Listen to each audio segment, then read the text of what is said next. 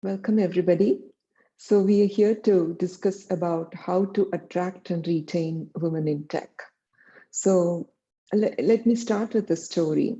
Back in the 2000s, I was leading a team in India. Kamali joined our team just out of college. She enjoyed her role as an associate consultant and soon became a high performer in the team. She did enjoy her job, but had worried about going home late and traveling to work long distance. And she then suddenly had an arranged marriage, decided to leave the job because her husband worked in a different state. Another coworker of mine, Jenny, most recently in 2020, she left her job here in the US because she had young kids who needed care when we got into that online education model after the pandemic hit. Unfortunately, Kamini and Jenny are not alone. I personally had such challenging situations many times in my 25 years of career. I thought about quitting when I had kids, when my work environment was stressful, when I couldn't find a role model similar to my background. And one time, I also wanted to pursue full-time MBA. I still thrived. Let me go ahead and start sharing my screen.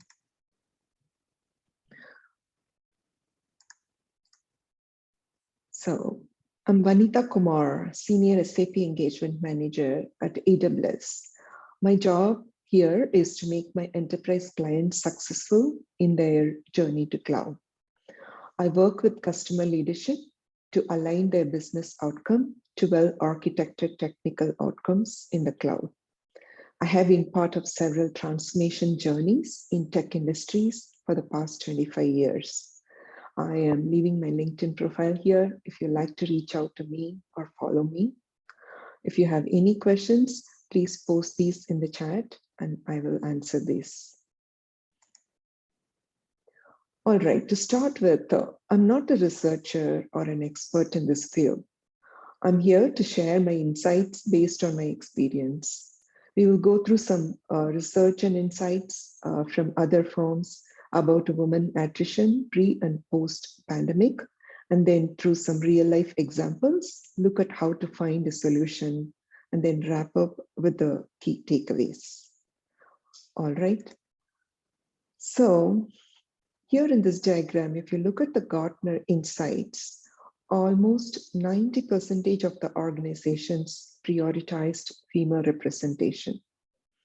One of the first benefits of diversity is more innovation and diverse ideas, right? So having a cognitively diverse perspectives in our teams can help with problem solving and out of the box thinking when challenges arise. So another benefit of diversity is making it easy to recruit and then retain individuals and reduce the employment turnover. Example, when a woman is surrounded by women, like-minded people, they could relate to each other and they thrive. Organizations are starting to realize that the benefits of diversity don't just affect their employees, but their customer experiences as well.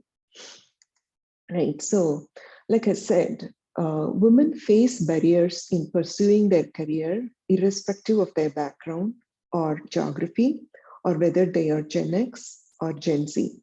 So why women quit their tech jobs? So often referred to as a leaky pipeline metaphor, there are a variety of reasons: better work environment, pay, career opportunity, taking care of personal responsibilities, female burnout, stress, motherhood, a perception that they lack demonstrable skills for leadership positions, lack of aspirations, and so on, right? So women either permanently leave the workforce or find an opportunity elsewhere. So I was reading a recent article where it says that gender equality in workplace worsened during the pandemic. The main reasons: women well-being has fallen since pandemic. Women deal with non-inclusive workplace, less optimistic about their career prospects, have greatest responsibility in the household task. So the goal here is not to get to 100% retention. You know that is not realistic, right? So the goal is to bridge the gap between retention rates of women in tech versus men. So if you look at the leaky pipeline here, you see that the male to female ratio is balanced at the junior and the middle level. However, when you look at the senior level, there is a 14% drop in women. And you just can imagine what it will be when it goes to the C-suite, right? So generally, female attrition rates spike 10 years into the career. We get into a fight or flight response in the middle 30s. Companies that can come up with a targeted support before this state may be able to increase female retention rates significantly. So another study that shows attrition drivers by level. So the mid-level and the senior level often leave because of manager, lack of work-life balance, and environment that lack respect. When you take middle level, better quality of management or a better compensation. Senior level seem like a highly dissatisfied with a lack of future career opportunity. So misaligned policies where there isn't ethics and integrity, or an organization's value don't match their personal values. Those are some of the reasons senior level women leave. This is not an exhaustive list. It's just a pattern, right? So what is the trigger for women to leave generally? So maybe they had a bad conversation or an experience with their manager or a client, or they have reached 10 years of work anniversary and looking back, they feel that they're dissatisfied with their accomplishment, or they lack fulfillment and purpose in their career. Or maybe a recruiter reached out to them on LinkedIn with a potential opportunity. Or if we know what women are usually dissatisfied with, we can develop short and long-term solutions to address their areas of concern, right? So recognizing that we are all solution-oriented individuals, we can think about how to take care of this.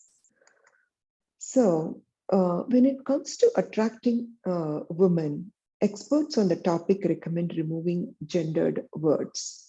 Even terms such as master and a rock star can have an impact on applications.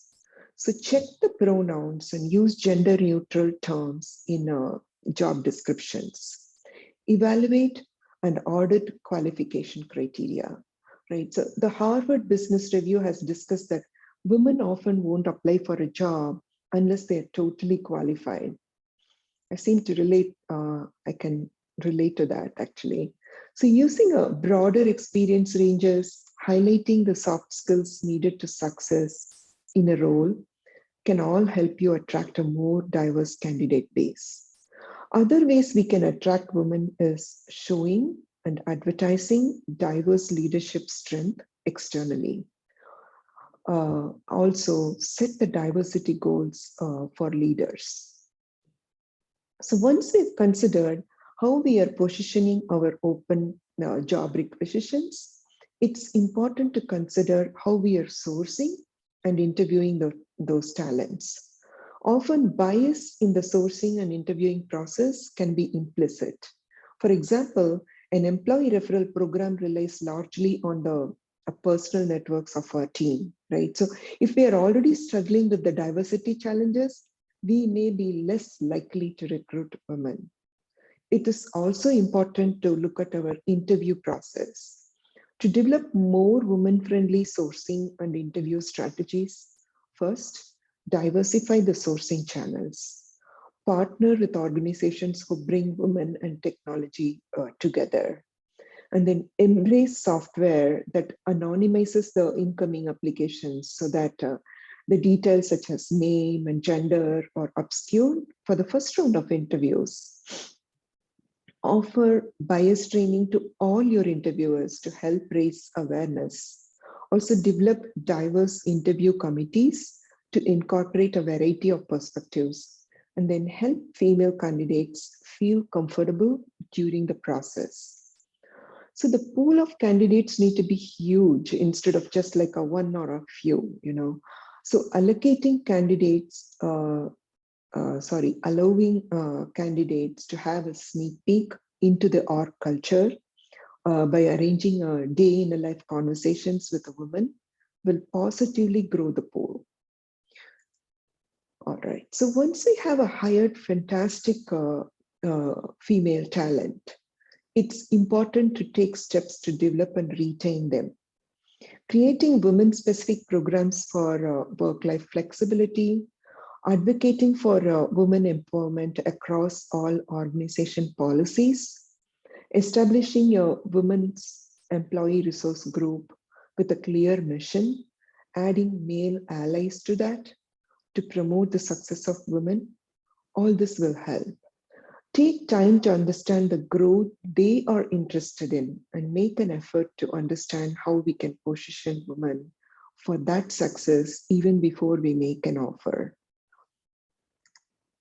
So in order to grow women, women-specific support programs are an important part of inclusivity and growing the talent. Pairing new women hires with mentors or sponsors for career advancement opportunities, attracting and retaining more women talent in an important step, growing the diverse, successful employee base that can help your company achieve its goals. So by raising awareness of how each step of the process can impact gender diversity, organizations will create the culture, benefits, and recruiting process that bring women to our teams.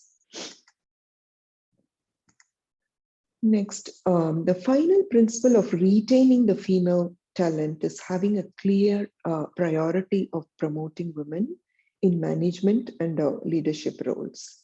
So providing clear pathways for women to be promoted to management and leadership roles is the key element of retaining female tech talent.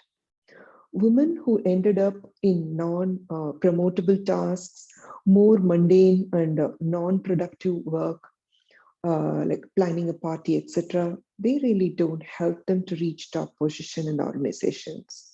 If women believe the tasks they do will curb their progress to the top, then they are going to be dissatisfied or not so fulfilled. There are a number of strategies companies can explore here, including perform a baseline analysis to understand how we are doing currently on gender diversity. Are women significantly represented? And then if women aren't represented, what steps can we take to set benchmarks to address the gap? And then consider tapping internal talent for promotional opportunities and executive roles before bringing in the outside talent. And then having a meaningful conversations on their career growth, and then constantly evolving the policies is also key. All this will create a sense of belonging to women in the workplace. So to wrap up, here are the important takeaways. Coaching and mentoring programs, accelerated development programs are the key.